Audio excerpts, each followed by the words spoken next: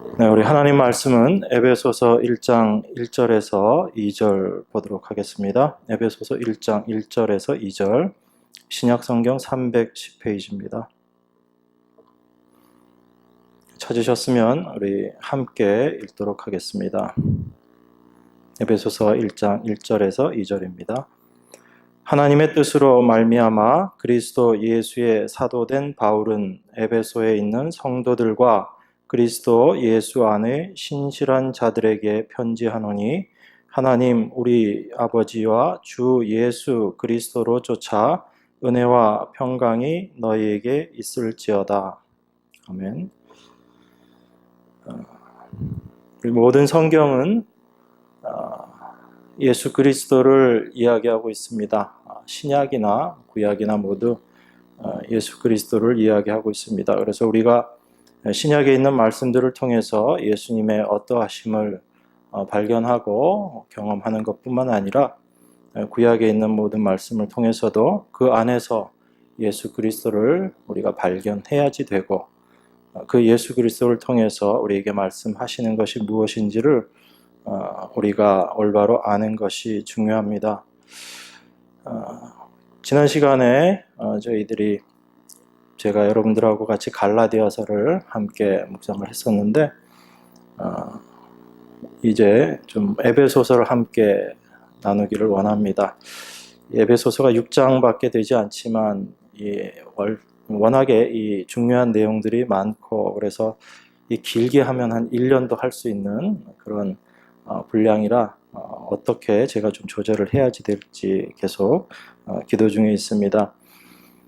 우리가 이 말씀들을 늘 묵상하고 또 연구하고 저희들이 이 말씀 가운데 계속 들어가야지 되는, 또 이 말씀을 계속 들어야 하는 이유가 우리 그리스도인들에게 복음이라는 것이 무엇인가 라는 것이 분명하게 새겨져야 되기 때문에 그렇습니다. 우리는 복음 그러면 너무나 쉽게 생각하고 내가 다 아는 것, 복음 그러면 여러분 머릿속에 대충 떠오르는 그런 내용들이 있을 겁니다. 그런데 특별히 우리 사도 바울의 그 서신서의 내용들을 쭉 읽어보다 보면 바울은 이 똑같은 내용인 것 같은 그 복음에 대해서 계속 강조를 하면서 그것이 우리들에게 어떻게 받아들여지고 어떻게 인정되어져야지 되는가에 대해서 반복해서 이야기하고 있습니다. 특별히 우리 성도들이 복음을 계속 반복해서 들어야지 되는 이유가 무엇인가, 그런 부분에 대해서 바울이 이야기하고 있는 내용들을 보면 로마서 1장 8절에 보면 이렇게 시작합니다. 첫째는 내가 예수 그리스도로 말미암아 너희 모든 사람을 인하여 내 하나님께 감사함은 너희 믿음이 온 세상에 전파됨이다. 이렇게 이야기합니다. 바울이 로마서를 쓰면서 그 서두에 로마에 있는 성도들에게 너희들이 복음을 이미 들었고 그 복음을 잘 알고 있고 그 복음으로 말미암아 너희들의 믿음이 온 세상에 전파되었다. 그것을 내가 감사한다. 그렇게 바울이 이야기합니다. 그렇게 이야기하는 바울이 로마서 제일 마지막 장인 16장에 가면 25절에서 27절에서 복음에 대해서 이야기를 합니다. 나의 복음과 예수 그리스도를 전파함은 영세 전부터 감추었다가 이제는 나타내신 바 되었으며 영원하신 하나님의 명을 쫓아 선지자들의 글로 말미암아 모든 민족으로 믿어 순종케 하시려고 알게 하신 바 그 비밀의 계시를 쫓아 된 것이니 이 복음으로 너희를 능히 견고케 하실 지혜로우신 하나님께 예수 그리스도로 말미암아 영광이 세세토록 세세무궁토록 있을지어다. 이렇게 말하고 있어요. 로마서 시작하면서 너희들의 믿음이 전파되었다. 그렇게 해서 복음이 그들에게 알려지고 그 복음으로 말미암아 그들의 믿음이 올바로 세워졌다라고 이야기하면서 다시 마지막에 로마서 마지막에 바울이 이야기하고 있는 것이 이 복음으로 너희를 능히 견고케 해야지 된다라고 그렇게 이야기하고 있는 것입니다. 그렇기 때문에 우리가 이 복음을 올바로 알지 못하면 단지 내가 그 복음을 들었기 때문에 이것이 나의 것이다 라고 그렇게 우리들은 오해하기 쉽지만, 바울은 끊임없이 그 복음이 무엇인지에 대해서 이야기하고 그 복음으로 우리가 어떻게 살아내야지 되는가, 또 그 복음으로 말미암아 우리가 어떻게 하나님 앞에 또 세상 앞에서 견고한 모습으로 설 수 있는가에 대해서 계속 이야기하고 있습니다. 또 고린도전서에도 보면 바울은 그 고린도 성도들이 복음을 들었고 그 복음 위에 섰다고 말을 하면서도 특별히 그 전한 복음을 너희들이 굳세게 지키고 붙잡아야지 된다, 그렇게 강조를 하고 있습니다. 제가 왜 이 에베소서를 하면서 서두에 이렇게 복음에 대해서 많이 이야기를 하느냐 하면, 이 세상 가운데, 특별히 교회 가운데 복음이 올바로 전파되지 못하고 있다라는 것입니다. 많은 사람들이 복음이다라고 이야기하면서 복음이 아닌 종교적인 것들을 이야기하고 그것이 복음인 양 그렇게 오해를 하고 있기 때문에 그렇습니다. 교회 안에서 특별히 복음을 전한다라고 하는 교회 안에서조차도 복음을 이야기하면서 거기에 섞여 있는 많은 다른 이질적인 것들을 우리가 발견하게 됩니다. 그래서 그러한 모습들을 우리가 올바로 깨닫고 발견해내지 못하면 우리가 말씀대로 살아간다고 애를 쓰고 수고는 하지만 그것이 헛된 수고일 수 있기 때문에 그렇습니다. 그래서 갈라디아서에서도 보면 특별히 율법주의와 관련되어서 사도 바울이 아주 투쟁하듯이 그 글들을 써놓은 겁니다. 그 율법주의라는 게 단순히 율법을 지켜 행해야지 된다의 그런 의미가 아니다라는 것을 저희들은 함께 나누었습니다. 우리 안에 내재되어 있는 우리 스스로를 세우려고 하는, 그래서 자기 자신을 의지하려고 하는 그것이 바로 내 안에 있는 가장 큰 율법주의입니다. 율법은 내가 무언가를 할 수 있다라는 것이 전제가 되어 있기 때문에 하나님 앞에서 내가 독립적으로 쓸 수 있는 존재다. 난 하나님, 그것이 심하게 되어지면 나는 하나님 없이도 살 수 있다라는 것이 율법주의의 가장 본질적인 모습이고, 그것이 아담과 하와가 하나님 앞에서 범죄했던 바로 그 모습이거든요.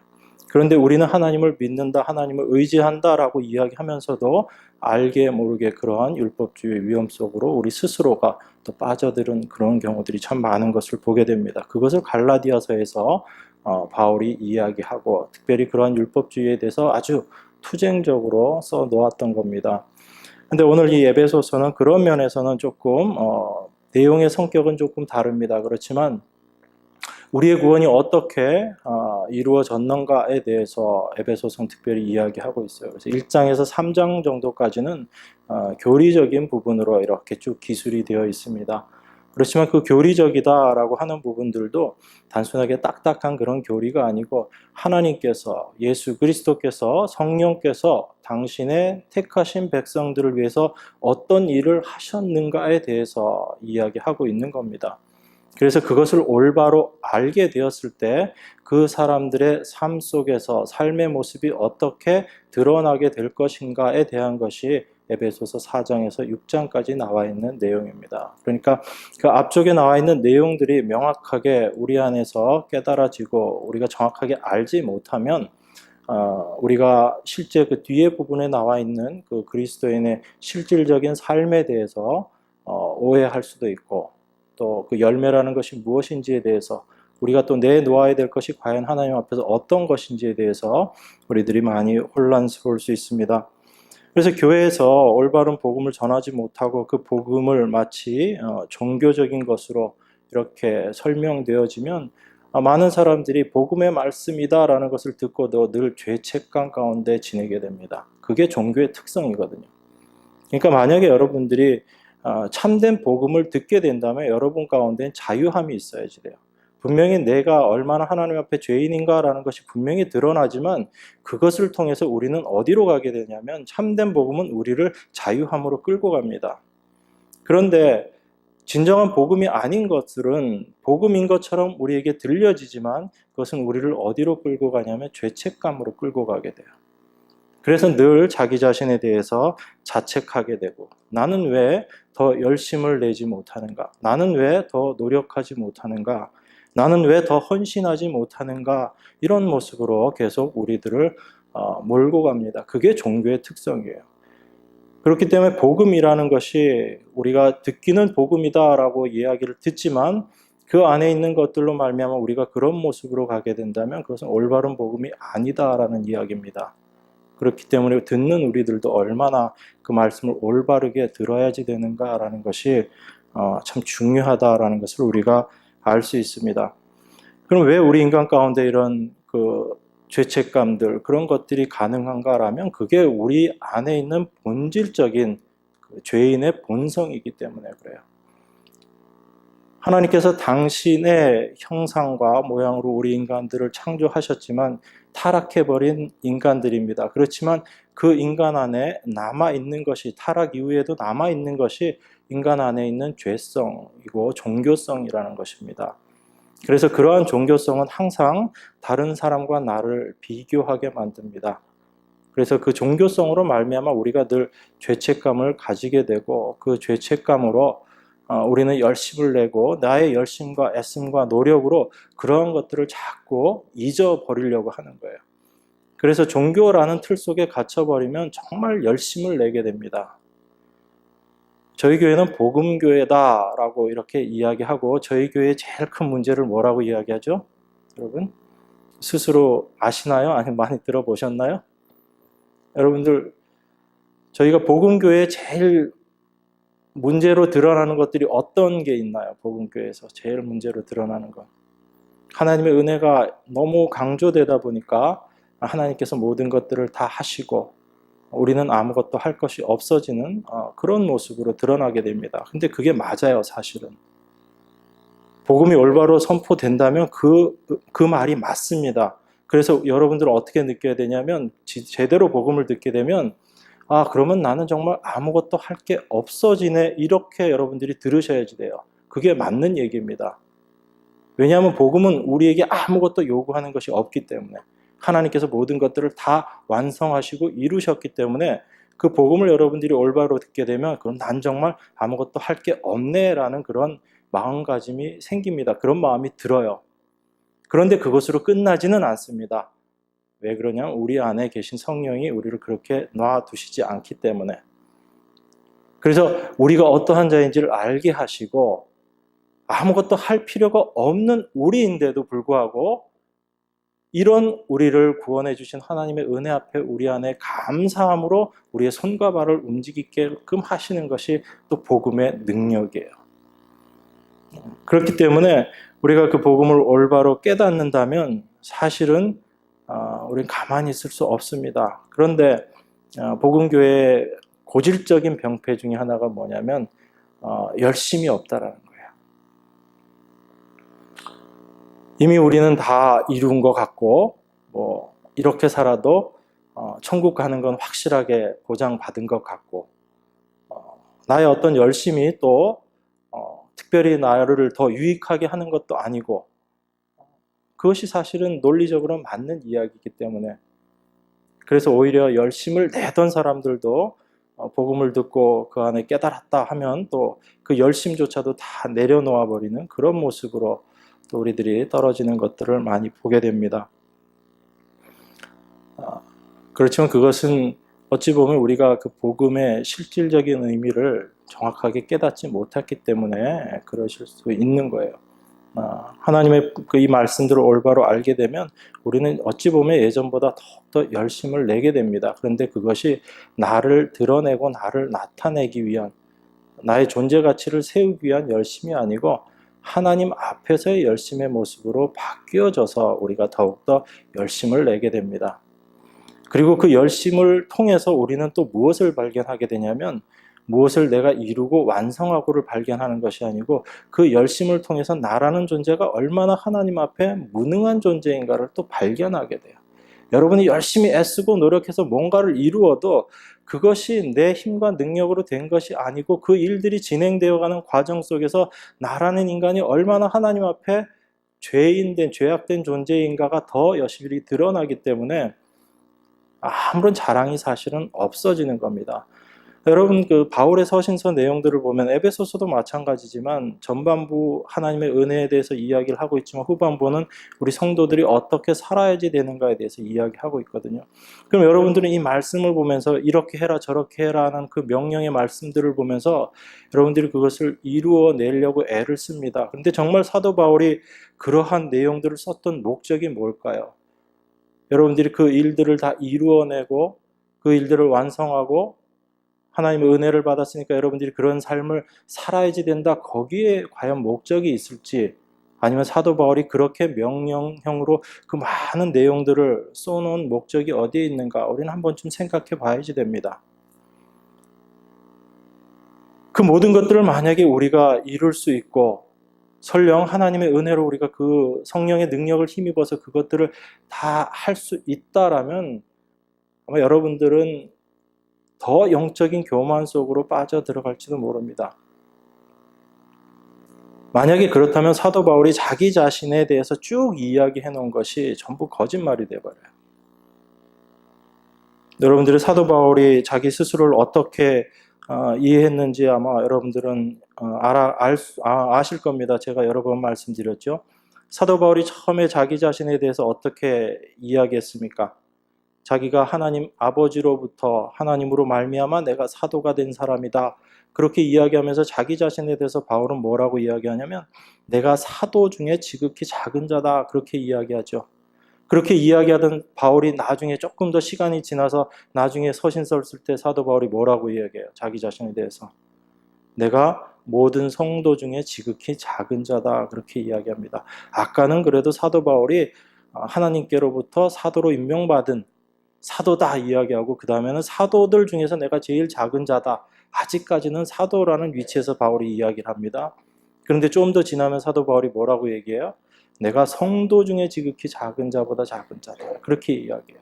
사도의 위치에서 성도, 이게 뭐 더 위치가 높고 낮고의 의미는 아니지만 자기 스스로 말씀을 전하는 자에서 그냥 하나님의 자녀의 모습으로 다시 이야기를 합니다. 그렇게 이야기하던 사도 바울이 마지막에 디모데서를 쓸 때쯤 되면 바울은 이렇게 이야기해요. 내가 mit보다 모든 사람이 받을 만한 이 말이여 그리스도 예수께서 죄인을 구원하시려고 세상에 임하셨다. 이렇게 이야기합니다. 이 말이 참 기쁜 말이다. 이것이 참 복음이다. 그리스도께서 죄인을 구원하시기 위해서 이 땅에 오셨다. 그렇게 이야기합니다. 그렇게 이야기하고 바울이 뭐라고 이야기하냐면 그 죄인 중에 내가 괴수다. 이렇게 이야기를 해요.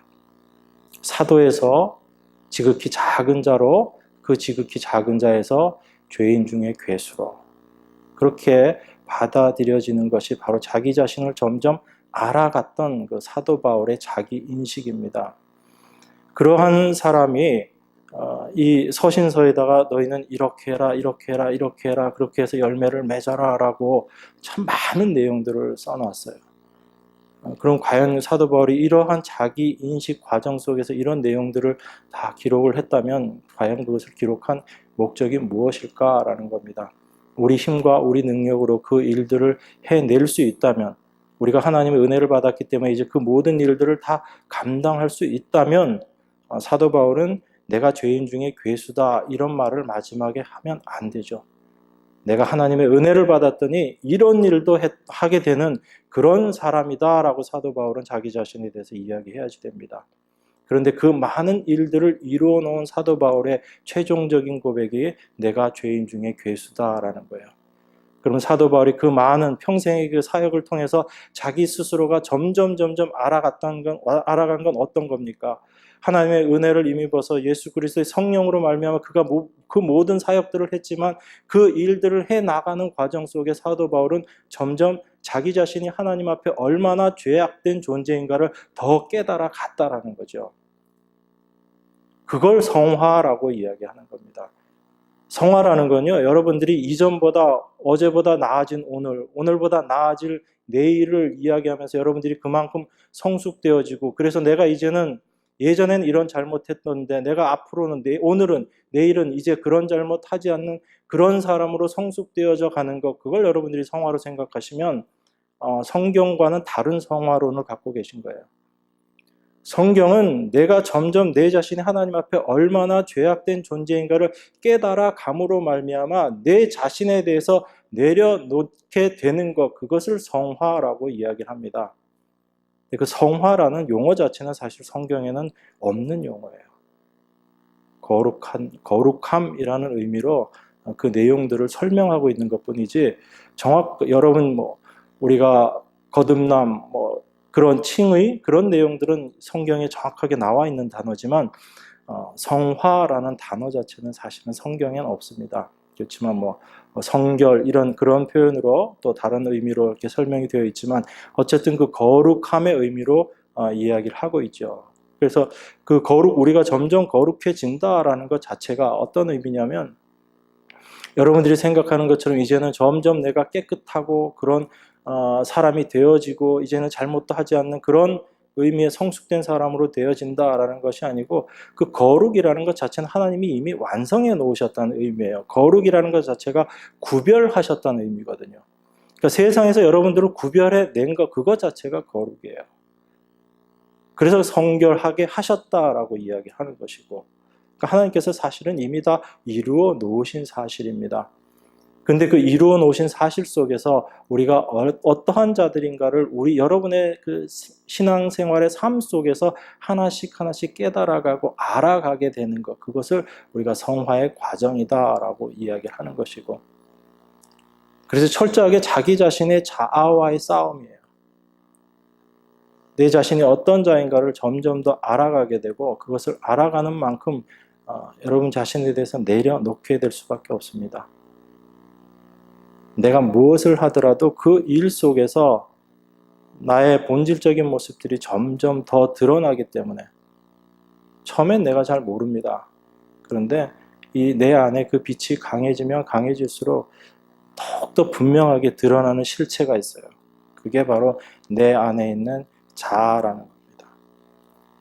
이것이 그 빛으로 말미암아 더욱 그 빛이 강해질수록 내 안에 있는 그게 더 점점 드러나는 거예요.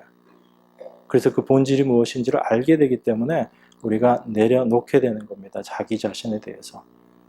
그전엔 내가 요만큼이라도 의지하고 있었던 그 모습에서 점점 내려놓게 되는 거예요. 사도 바울은 우리에게 그것을 가르쳐주기 위해서 서신서에 그렇게 수많은 명령의 말씀들을 던져놓은 거예요. 그 모든 명령의 말씀들은 예수 그리스도를 통해서 성령님을 통해서 이루어 내실 겁니다. 여러분 삶 속에 열매로 만들어 내실 거예요. 이건 분명한 사실입니다. 그렇지만 그 과정들을 통해서 이 말씀은 여러분 안에 어떻게 역사할 것이냐면 여러분들이 이 명령의 말씀들을 보고 그것을 이루어내려고 애쓰고 수고하는 그 과정들을 통해서 여러분이 어떠한 자들인지를 이 말씀은 들추어낼 거예요. 드러나게 하실 겁니다. 그래서 바울이 그렇게 수많은 명령의 말씀들을 던져놓은 겁니다. 우리가 그 말씀들 속에서 우리 자신의 모습이 어떠한지를 조금씩 깨달아가고 이래서 하나님께서 예수 그리스도께서 십자가에서 나 대신 죽으실 수밖에 없었구나라는 것을 우리가 점점 더 알아가는 겁니다. 예전에는 그냥 피상적으로 알고 있었던 예수 그리스도의 십자가가 정말 실질적인 십자가, 실제적인 십자가로 나에게 다가오고 그 옛날에는 그 십자가에 예수 그리스도께서만 달린 것으로 내가 알고 있었는데 점점 내 자신의 모습을 알아가고 발견되어질수록 그 십자가에 예수님과 내가 함께 달렸구나 하는 것을 우리가 알게 됩니다. 바로 그 십자가에 달린 그 사람이 바로 내 자신이다라는 것을 우리가 명확하게 발견하게 되는 거죠. 그 과정들을 통해서 우리가 하나님 앞에 점점 더 성숙한 자로 되어지는 거예요. 그걸 성화라고 이야기를 합니다. 그러니까 우리가 이런 의미에서의 성화를 올바로 알지 못하면 내 노력과 열심으로 이제 하나님의 은혜를 내가 받았기 때문에 내가 더 수고하고 노력하고 헌신해서 하나님의 뜻을 이루어 드려야지, 그래서 내가 더 성숙한 자가 되어야지 하는 이 반대 방향으로 가는 그런 모습으로 갈 수밖에 없게 돼요. 그런 모습으로 가게 됐을 때 우리 안에서 생겨나는 것들은 뭐냐면 아까 처음에 말씀드렸던 그런 죄책감이라는 것이 우리 안에서 계속 생겨나는 겁니다. 왜냐하면 그 열심과 내가 내어놓을 수 있는 열심과 헌신과 노력과 애씀은요 항상 상대적인 것일 수밖에 없어요. 여러분들이 1시간 기도하면요, 내가 1시간 오늘 기도해서 기분이 참 좋습니다.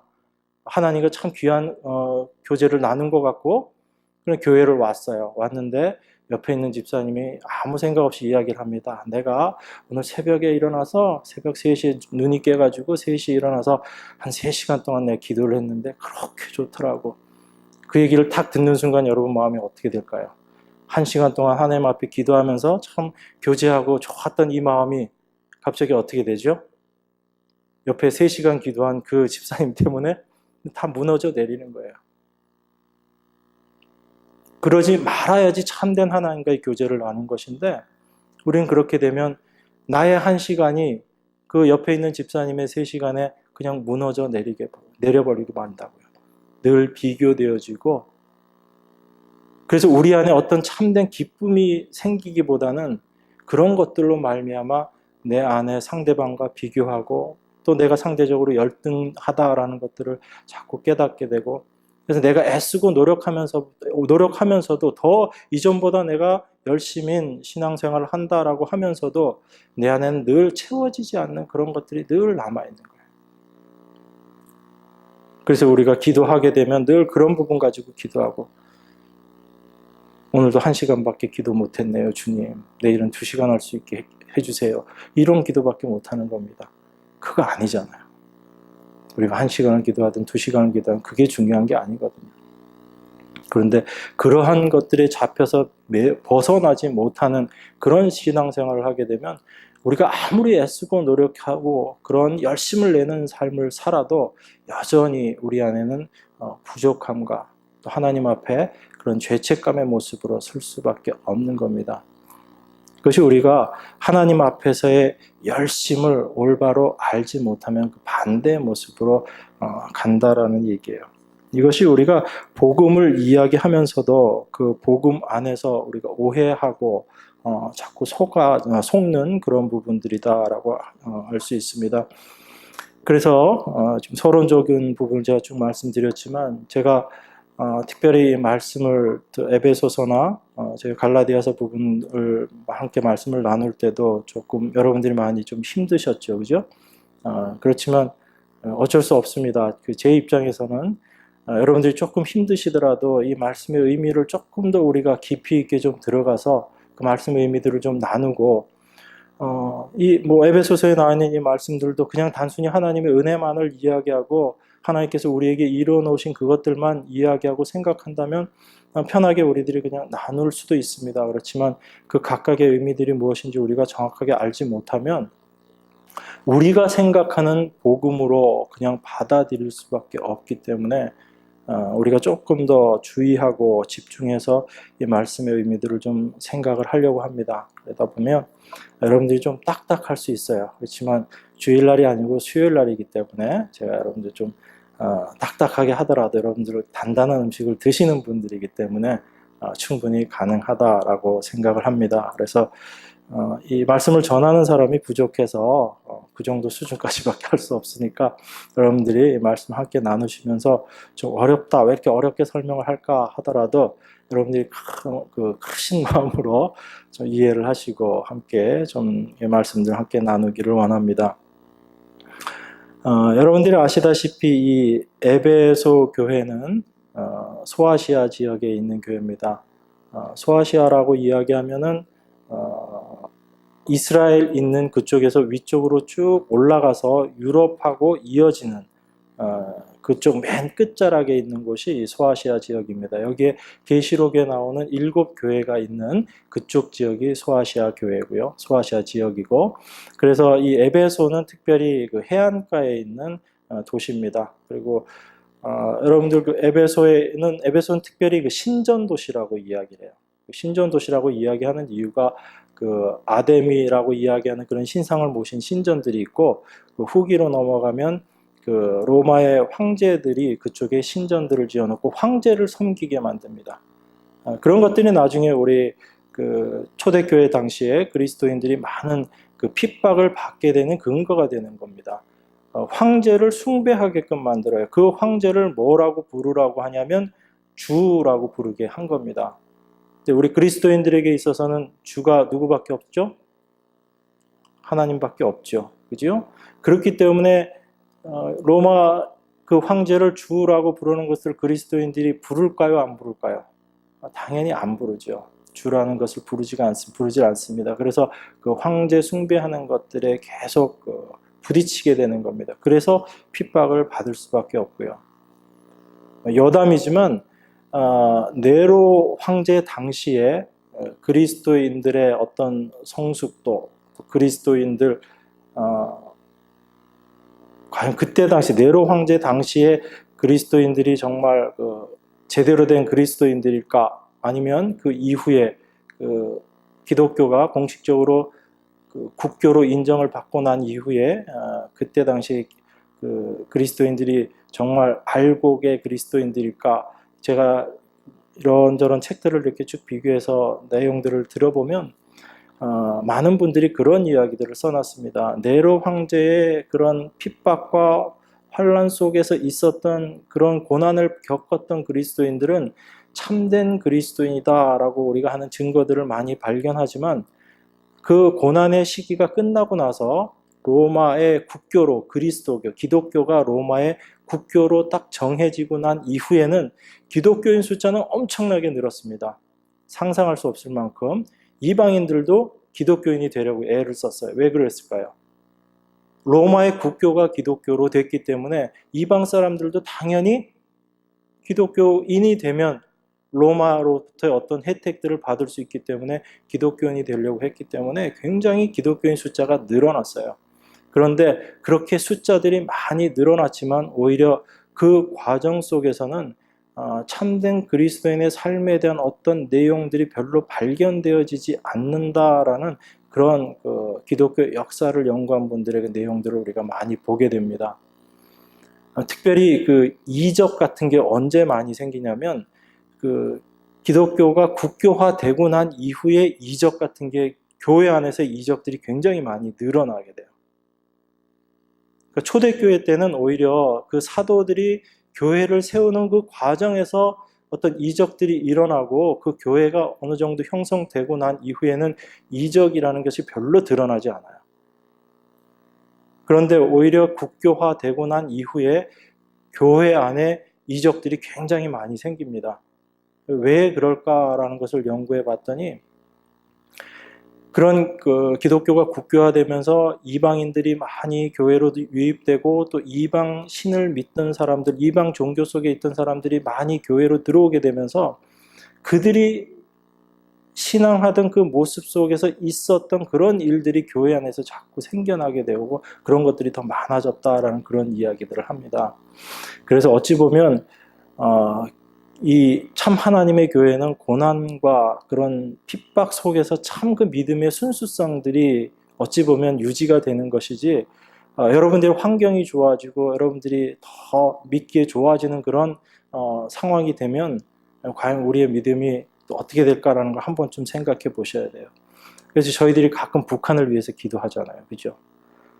북한을 위해서 기도하는데 저는 가끔 기도하다가 그런 생각이 듭니다. 어찌 보면 그곳에서 믿음을 지키고 있는 하나님의 백성들은 지금 우리보다 훨씬 더 뛰어난 성도일 수도 있다. 저는 오히려 그게 맞다라는 생각을 해요. 북한의 지하교회에서 믿음을 지키고 있는 사람들은 오히려 우리가 상상할 수 없는 그런 하나님의 은혜 가운데 하나님을 경험하면서 살아가는 사람들이 아닐까 그런 생각을 합니다. 그러면서 내 자신의 모습을 이렇게 보면서 역시 또 죄책감, 자책감에 빠지는 거죠. 내가 목사인데 어떻게 내 모습은 이런가 그런 생각도 하면서.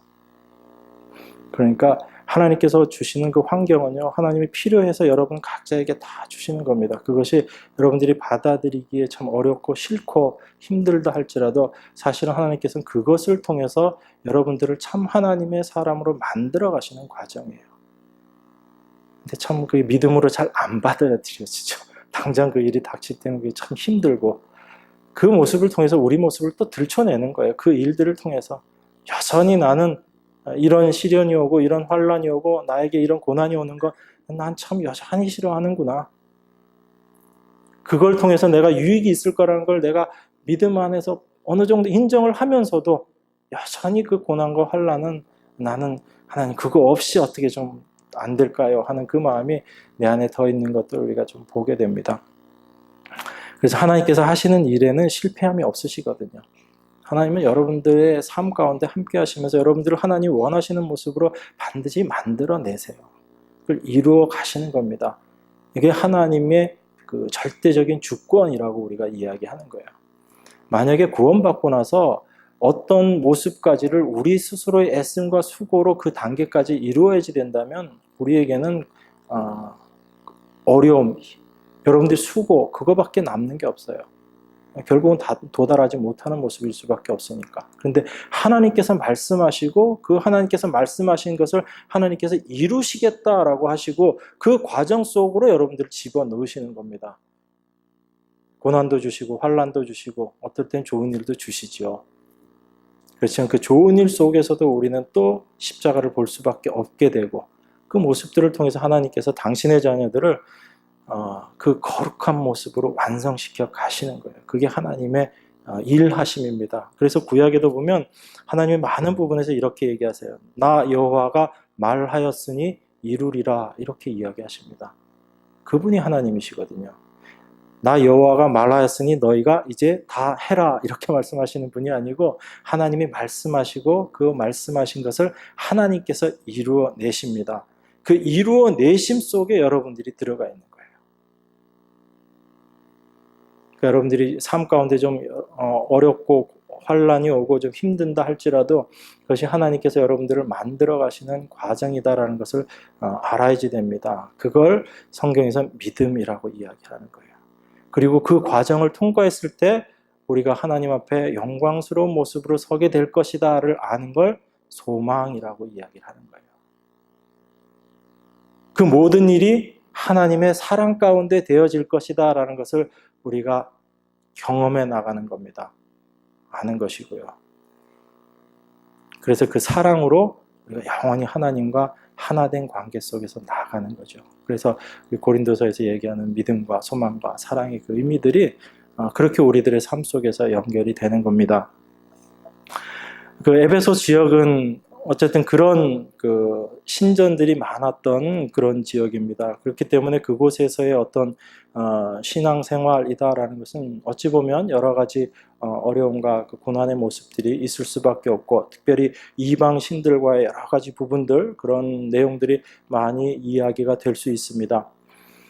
그래서 에베소서의 내용들을 쭉 보면 제일 처음에 다른 어떤 것보다 이 삼위 하나님에 대해서 이야기하고 있어요. 그래서 에베소서 1장에 보면 1장 그 서두에 하나님의 어떤 분이신가, 하나님께서 우리를 위해서 어떤 일을 하셨는가라는 부분들을 처음에 이야기를 합니다. 그리고 그 이야기에 이어서 예수 그리스도, 하나님의 아들이신 예수 그리스도가 우리를 위해서 무슨 일을 하셨는가, 그분은 어떤 분이신가를 바로 이어서 설명을 합니다.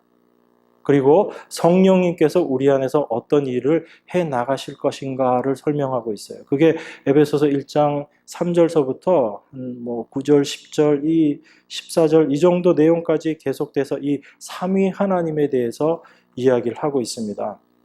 그래서 다른 어떤 신이 아닌 바로 하나님이 어떤 분이다를 사도 바울이 에베소서를 통해서 먼저 이야기하고 있는 거예요. 그런데 여러분들 그 에베소서를 늘 읽어보시면서 저는 그 개인적으로 제일 좋아하는 구절 중에 하나가 에베소서 1장 4절에서 6절이거든요. 전 이 말씀을 읽을 때마다 아주 제 안에 그 전율함이 느껴져요. 여러분 그 우리가 성경의 내용들을 많이 읽지만 내가 직접 경험하고 체험한 어떤 부분에 대해서 내용을 써놓는 것은 가능해요. 그렇지만 내가 그때 당시에 도저히 알 수도 없는 상황이었고 내가 볼 수도 없는 시간대였고 내가 감히 상상할 수 없는 그런 일을 누군가 써놓았다라고 하게 되면 그건 참 대단한 거거든요. 근데 사도 바울은 에베소서 1장 4절에 보면 이렇게 이야기해요. 곧 창세전에 그리스도 안에서 우리를 택하사 우리로 사랑 안에서 그 앞에 거룩하고 흠이 없게 하시려고 이렇게 이야기하고 있거든요. 사도 바울이 지금 언제에 대해서 이야기하고 있죠? 자기가 태어나고 나서 깨닫고 경험한 거? 아니죠. 창세전이에요. 창세전. 창세전이면 언젠가요? 지금부터 한 1000년 전? 2000년 전? 하나님께서 천지 만물을 창조하셨던 그것보다 그 전을 이야기하는 거죠. 사도 바울이 지금 그 이야기를 하고 있는 거예요. 내가 하나님께 택함을 받았는데 그 택함 받은 시점이 언제냐? 이 세상이 생겨나기도 전에 그 이전에 이미 영원 속에 계셨던 그 하나님께서 나를 택하셨다라고 그렇게 이야기합니다. 이건 사도 바울이 아무리 연구해도 사실은 모르는 거죠. 창세 전의 일이기 때문에. 이 말씀은 누가 한 걸까요? 사도 바울의 입을 통해서 하나님께서 직접 하신 말씀이죠. 그 하나님이 지금 말씀하시는 거예요.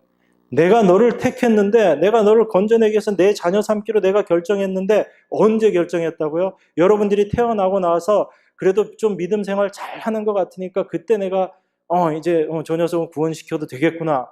하나님 그때 구원시키셨어요?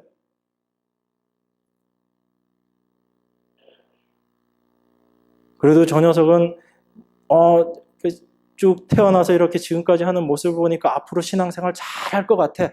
그러니까 내가 조금 지금 이른 시기지만 내가 지금 이제 구원하기로 결정했어. 하나님 그때 결정하셨대요? 그게 아니잖아요. 하나님께서 창세 전에 결정하셨다는 거예요. 여러분들을 택하시기로. 하나님께서 그렇게 생각하시고 결정하셨으면 어떻게 된 거예요? 그 일은. 이루어질 겁니까? 이루어진 겁니까? 이루어진 거예요. 전지전능하신 하나님이 말씀하시고 그 하나님이 생각하시고 하나님이 이렇게 하시겠다라고 하셨으면 그것은 이루어진 겁니다. 그건 영원 때 이미 창세 전에 하나님께서 그렇게 계획하셨다는 얘기는 이미 그것은 완성됐다라는 얘기예요. 그 완성된 사실이 여러분 삶 속에서 하나씩 하나씩 경험되어지는 겁니다. 아, 하나님이 이렇게 나를 택하셨구나.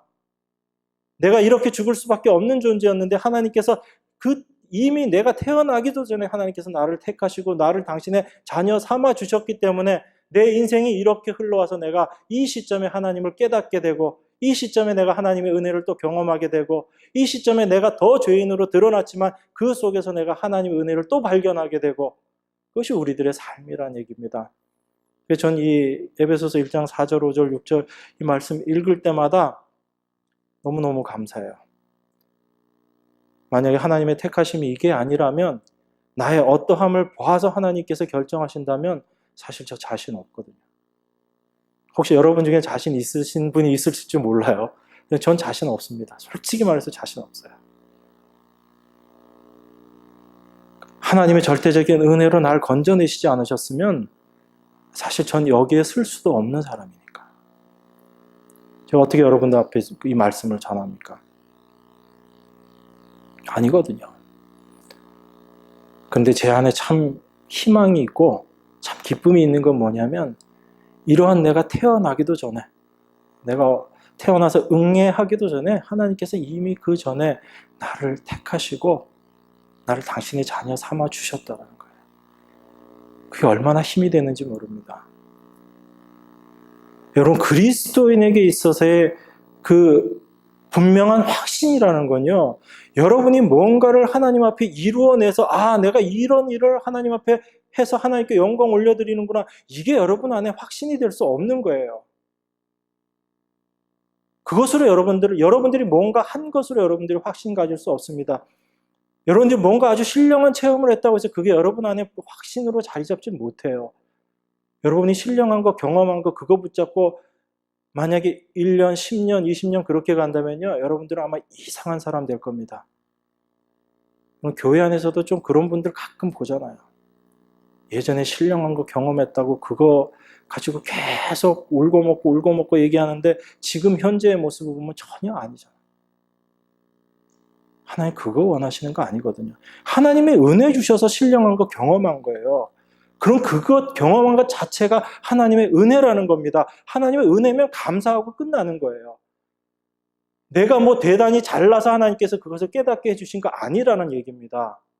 그러니까 제가 여기서 하나님의 말씀을 전하고 있지만 제가 특별하게 잘나서 하나님께서 저에게 이 말씀들을 전하게끔 하시는 게 아니다라는 얘기예요. 여러분보다 더 못하니까 말씀 전하는 자로 세워서 그래도 말씀 전하는 자로 세워놓으면 매일매일 말씀은 볼 거 아니에요.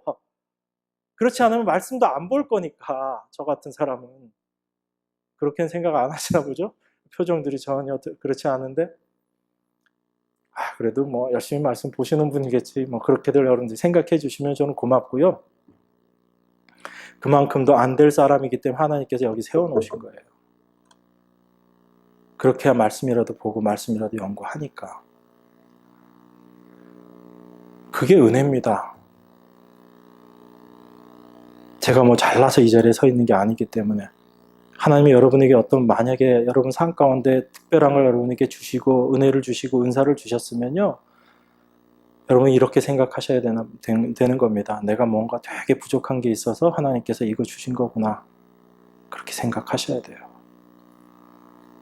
그래서 나를 이 모습으로 만들어 가시는 거구나. 그 속에서 여러분들에게 감사가 나오는 겁니다. 그게 아니고 내가 그래도 뭔가 잘한 게 있으니까 하나님께서 이거 주신 거지, 이렇게 생각하면요, 그 주신 분의 의도하고는 전혀 다르게 여러분들이 나가시는 거예요. 그거 아닙니다. 그리스도인은 철저하게 내 삶의 모든 것들을 통해서 내가 내어놓을 수 있는 건 배설물밖에 없다라는 걸 아는 사람이 그리스도인입니다. 그리고 그 제일 마지막 자리에 서서 하나님, 제가 정말 죄인 중에 괴수 맞습니다. 하나님, 은혜가 아니면 나는 절대로 아무것도 아닌 자입니다 라는 그 고백하는 자들이 진짜 그리스도인이에요. 그렇지만 하나님의 복음을 올바로 알지 못하는 자들은 점점 나의 교만이 쌓여져 가고요, 내 자랑만을 내어놓으려고 하고요, 하나님의 은혜 앞에서 자기가 뭔가 잘난 것이 있어서 그러한 것들을 얻은 줄로 착각합니다. 그걸 깨트리는 게 이 하나님의 말씀이에요. 이 하나님의 말씀이 우리 앞에 들이밀어질 때, 우리 앞에 다가오게 될 때 그 말씀 앞에서 우리는 철저하게 무너질 수밖에 없거든요. 내가 하나님 앞에 무언가를 했다라고 했을 때 이 사도 바울의 이 말씀의 명령들, 사도 바울을 통해서 주신 이 명령의 말씀들을 통해서 우리가 얼마나 부족한 자들인지 여실히 드러날 수밖에 없습니다. 그 모습, 그 말씀들을 통해서 한 걸음 한 걸음 하나님께 나아가는 거예요. 하나님께서 우리를 그렇게 끌고 오시는 겁니다. 당신 앞으로. 그렇게 해서 마지막 날에 쓸 때 우리의 모습들은 다 부인하게 만드시고 예수 그리스도로만 옷 입게 만드셔서 그 그리스도의 은혜만을 붙잡고 나아가는 자, 내가 하나님 앞에 내어놓을 것 아무것도 없습니다. 하나님의 예수 그리스도의 은혜, 그 구원의 옷, 그거 없으면 나는 하나님 앞에 설 수도 없는 자입니다. 그거 고백하게 만드시는 거예요. 그 거룩한 옷을 하나님께서 여러분에게 입혀주시는 겁니다. 그 옷 입고 우리가 하나님 앞에 나아가는 거예요. 그걸 하나님의 은혜라고 이야기해요. 그 은혜 가운데 여러분들이 늘 거하셔야지 됩니다. 그래서 저는 이 에베소서 1장 4절, 5절, 6절 이 말씀은 수십 번, 수백 번, 수천 번을 보지만 볼 때마다 늘 이 마음 가운데 감격이 있어요. 이 말씀을 볼 때마다 제 안에 확신이 있어요. 이런 나를 하나님께서 택하셨구나. 그런데 그 택하심이 창세전에 하나님께서 택하십니다. 근데 그 하나님께서 나를 어떻게 만들겠다고 하셨냐면 그리스도 안에서 그 앞에 거룩하고 흠이 없게 하시겠다. 우린 여전히 거룩하지 못한 자인데, 여전히 흠이 있는 자인데, 흠 있고 점 있는 자인데, 내가 내어놓을 수 있는 건 그 흠 있고 점 있는 것밖에 없는데, 하나님은 그거 안 보시고 나를 거룩하고 흠이 없는 자로 하나님께서 보시고 그렇게 이미 만들어 놓으셨다라고 이야기하시는 그 말씀이 너무나 은혜가 된 겁니다. 여러분들 안에도 이 에베소서 공부하고 나면 하나님의 은혜가 무엇인지, 하나님께서 우리를 위해서 완성해 놓으신 사실이 무엇인지를 이 에베소서를 통해서 알고 나서 이 말씀들을 볼 때 그런 감격이 있기를 원해요. 그것이 여러분 안에서 마구마구 넘쳐나기를 원합니다. 이 말씀을 볼 때 그런 기쁨이 있어야죠. 말씀 볼 때마다 오늘은 내가 왜 말씀대로 살지 못했을까? 이 자책감만 들면 안 되잖아요. 하나님께서 우리에게 기쁨을 가지시기 위해서, 우리를 자유케 하시기 위해서 이 말씀을 주셨는데 우리는 이 말씀 붙잡고 맨날 죄책감만 갖고 있으면 하나님은 그 기뻐하시지 않으실 거예요. 여러분이 아무리 죄인의 모습으로 드러난다 할지라도 그렇게 드러나게 해주신 하나님은 얼마나 감사해요. 그런 나를 구원해 주신 하나님이 얼마나 감사합니까? 그러니까 우리는 그 모습 속에서도 하나님 앞에 감사로 나갈 수밖에 없는 거죠. 그러니까 범사에 감사라는 얘기가 나오는 거죠. 여러분들 억지로 감사하려고 그러면 그 감사가 돼요? 괜히 원망만 생기지. 정말 감사도 안 되는데 감사하라고 그러면, 제가 저희 애 어릴 때 뭐 이런 거 하나 주면서 늘 감사해야 돼, 감사해야 돼. 그런데 애가 감사하다고 말을 하는데 표정은 전혀 아닌 거야. 네, 감사합니다. 그런데 표정은 자꾸 그런 걸 시키나 하는 그런 표정. 우리들이 그렇잖아요. 성경 말씀에 늘 감사하라고 돼 있으니까 감사는 해야지 되겠는데 이 속에선 진짜 감사는 하나도 안 나오고, 겉으로는 감사하다고 얘기하고 간증할 때마다 이렇게 해서 정말 감사해요라고 간증은 하는데 내 안에 실질적인 감사는 안 되잖아요. 간증하고 나서도 괜히 찝찝하고, 내 안에 그 말씀들이 실체가 되지 않으니까 그래요. 그런데 정말 내가 이 말씀 앞에서 어떠한 자인지 발견되어지고 그러한 나를 하나님께서 건지셨구나라는 것들이 발견되어지면 감사가 나올 수밖에 없잖아요. 모든 부분에서 감사죠. 우리가 내어놓는 거라고는 죄밖에 없는데 그 모든 상황 속에서 하나님 앞에 감사가 될 수밖에 없잖아요. 하나님은 그렇게 감사를 끌어내시는 것 같아요. 어쩌면 그 삶을 우리가 이 말씀들을 통해서 하나씩 깨달아가는 겁니다. 1장 1절 잠깐 보겠습니다. 하나님의 뜻으로 말미암아 그리스도 예수의 사도된 바울은 에베소에 있는 성도들과 그리스도 예수 안에 신실한 자들에게 편지하노니, 이렇게 이야기합니다. 사도 바울이 자기 자신에 대해서 이야기하면서 하나님의 뜻으로 말미암아 그리스도 예수의 사도가 된 바울은, 이렇게 이야기합니다. 여러분, 이 바울이 되기 전에 이름이 뭐였죠? 사울이었죠. 그죠? 사울의 뜻이 뭔지 아시는 분? 사울. 사람 이름. 이스라엘 왕 중에서도 그 똑같은 이름이 한 사람 있고, 그 정도. 네, 사울의 뜻이 뭐냐면 히브리어로 큰 자라는 뜻입니다. 큰 자.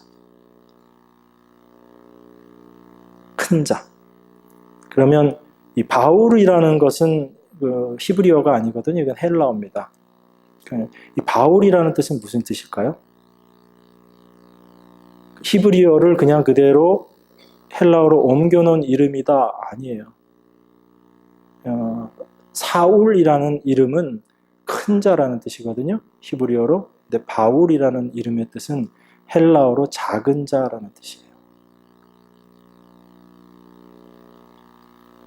그러니까 사도행전에 보면 이 바울이 원래 사울이었다라는 기록이 계속 나오고, 그런데 서신서의 모든 내용에 사도 바울은 자기 이름을 어떻게 표현하고 있냐면 바울이라고만 이야기해요. 사울이라고 표현한 것은 몇 군데, 그건 어떤 경우에 그렇게 쓰냐면 자기가 이전에 어떤 사람이었다라는 것을 설명할 때 사울이라는 표현이 나옵니다. 한두 번. 그리고 모든 부분에서 자기 이름을 이야기할 때 바울이라고 이야기해요. 굉장히 겸손해졌죠? 겸손하죠? 여러분도 이렇게 겸손하셔야 되죠? 사도 바울은 하나님의 빛을 발견하고 나서 그 하나님 앞에 큰 자로 서려고 했던 자기 자신의 열심과 최선을 다했던 그 모습, 자기가 갖고 있었던 그 큰 자로서의 그 모든 것들이 부활하신 예수 그리스도를 만남으로 말미암아 다 깨져버린 거예요. 그래서 스스로 자기 이름을 큰 자라고 하지 않고 작은 자로 이름을 바꾸는 겁니다. 대단히 겸손해서 그런 게 아니고 자기 자신의 모습을 발견하고 나니까 내가 어떤 자인지 이제 알겠다. 그 전에 사도 바울의 삶은 어떤 삶이었어요? 사울에서의 삶은 하나님 앞에 큰 자 되려고 애쓰고 노력했던 삶이잖아요. 율법 열심히 지키고, 하나님에 대해서 거짓된 자라고 드러나 있는 그 그리스도인들 핍박하는 그 모습, 그 그리스도인들 핍박함으로써 하나님 앞에 그 일들을 자기가 그 하나님의 영광을 위해서 일을 한다라고 생각하고, 그 율법의 말씀들을 다 지켜가지고 내가 하나님의 자녀처럼 멋있게 내가 한번 살아봐야지 되겠다라고 생각하면서 살았던 사람의 모습이 바로 사울의 모습이거든요. 그 열심과 애씀과 근데 그 모습이 부활하신 예수 그리스도를 만나고 나서 다 깨어져 버린 거예요.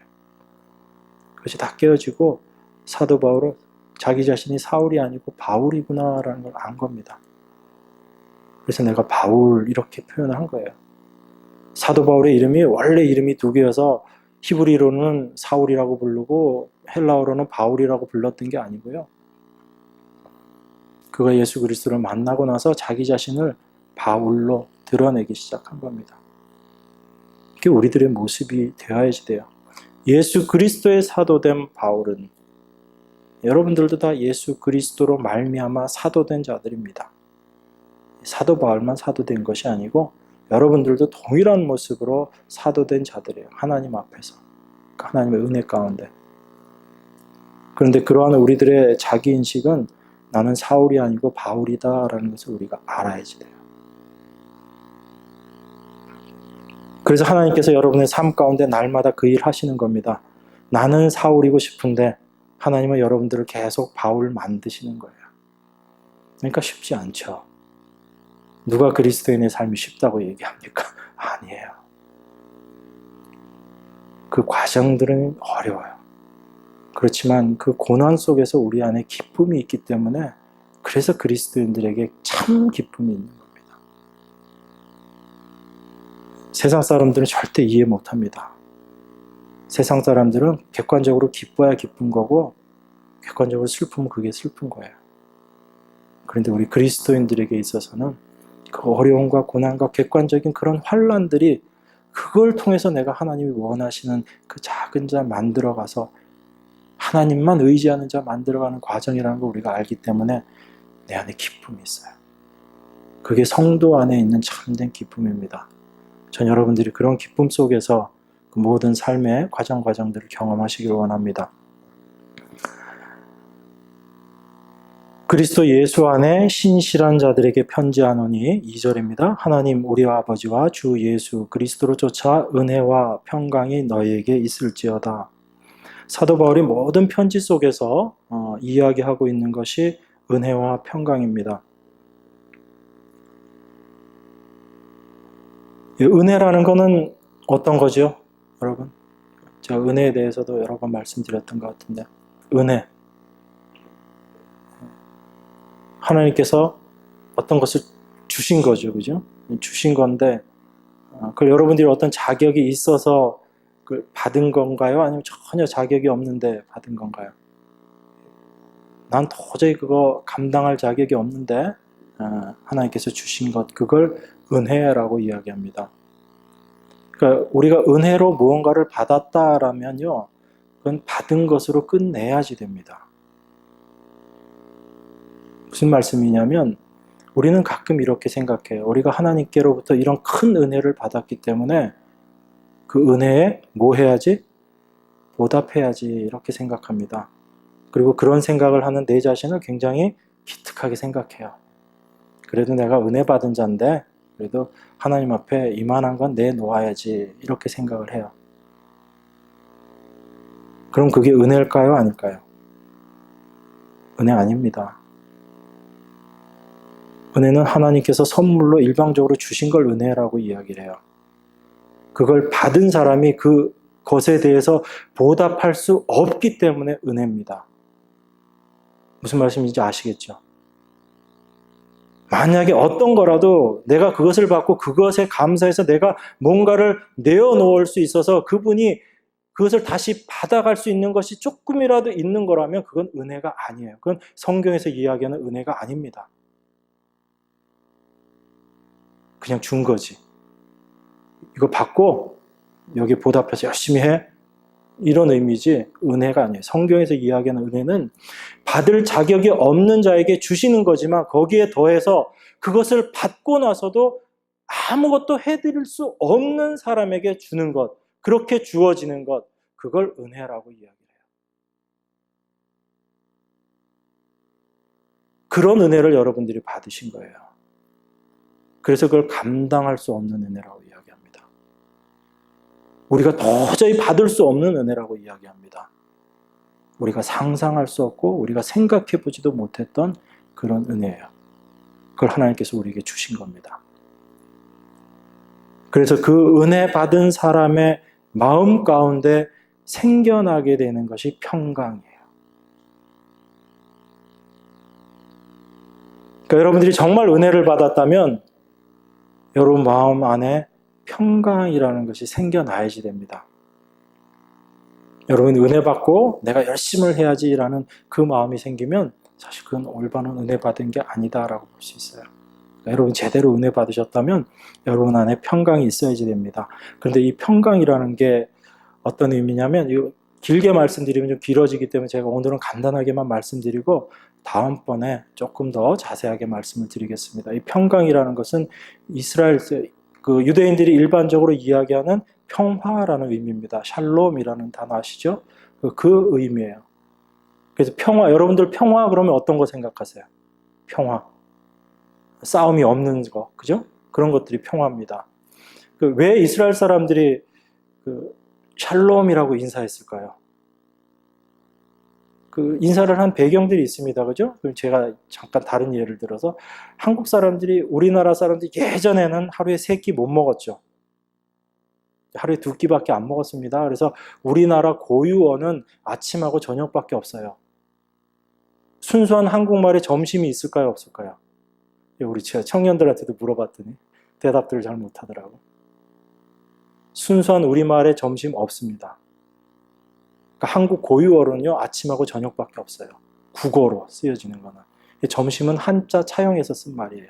그래서 아침하고 점심 사이에 뭐 하나 먹는 것, 그래서 점이에요, 점. 그래서 점 하나 꼭 찍어 놓고 그때 먹는 거, 그걸 점심이라고 이야기한 겁니다. 그러니까 그 예전에 못 먹을 때는 인사가 뭐였어요? 진지 드셨습니까? 이게 인사잖아요. 제가 요즘에도 가끔 아무 생각 없이 어르신들한테 이렇게 인사하다가 식사하셨어요? 이러고 인사하는, 요즘엔 못 먹고 다니는 때가 아닌데 그런 인사를 해요. 그 인사에는 그런 배경이 있는 겁니다. 그러면 이스라엘 유대인들에게 넘어가서 샬롬이라고 인사하는 거 왜 그럴까요? 늘 평화가 없이 전쟁 상태 속에서 그들이 늘 살았기 때문에 우리에게 바람은 샬롬이다라는 겁니다. 평화라는 거예요. 그러니까 이스라엘 사람들이 샬롬하고 인사한 것은 그런 1차적인 의미가 있습니다. 그렇지만 성경에서 이야기하는 샬롬은 사실 그 의미에서 더 들어가는 거예요. 그래서 평화라는 건 우리들이 일반적으로 생각하면 전쟁이 없고 분쟁이 없고 그냥 그런 상태라고 생각하지만 성경에서 이야기하는 샬롬, 평화의 의미는 어떤 거냐면 단순하게 전쟁이 없는 정도가 아니고 그걸 뛰어넘어서 분리되어 있었던, 분열되어 있던 것이 평화로 말미암아 하나가 되어서 이전보다 더 완전한 모습으로 되는 것, 그걸 샬롬이라고 이야기해요. 그러니까 이스라엘 사람들이 샬롬이라고 이야기하는 건 굉장히 성경적인 의미에서의 평화를 이야기하는 겁니다. 우리는 누구와 원수가 되어버렸어요? 하나님과 원수 되어버렸죠. 죄로 말미암아 우리가 하나님과 원수 되어버렸다고요. 그런데 그 하나님과 다시금 어떠한 모습으로 되어야지 돼요? 화평한 모습으로. 그죠? 단순히 이제는 하나님과 떨어져 있는데 싸우지 않는 그런 상태가 아니라 죄로 말미암아 하나님과 분리되어서 원수되어 있는 우리와 하나님과의 관계가 샬롬이라는 과정을 통해서 어떻게 되어야지 돼요? 다시 온전한 하나가 되는 것. 이런 의미에서의 샬롬이에요.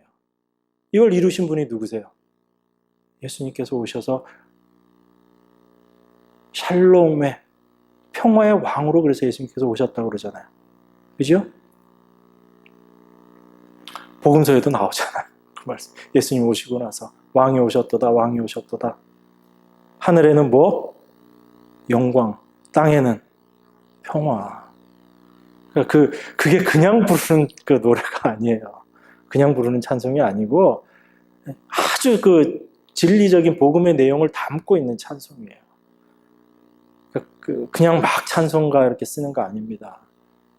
그 평화가 이루어질 때 그것이 바로 하늘에서 하나님께는 온전한 영광이 되는 거다라는 의미입니다. 예수님께서 오셔서 그 일을 하신 거예요.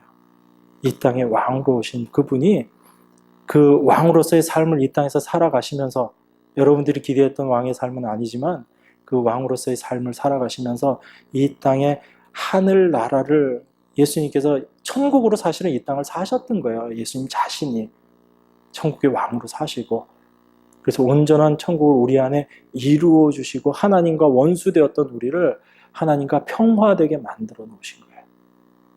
그 의미에서의 평화입니다.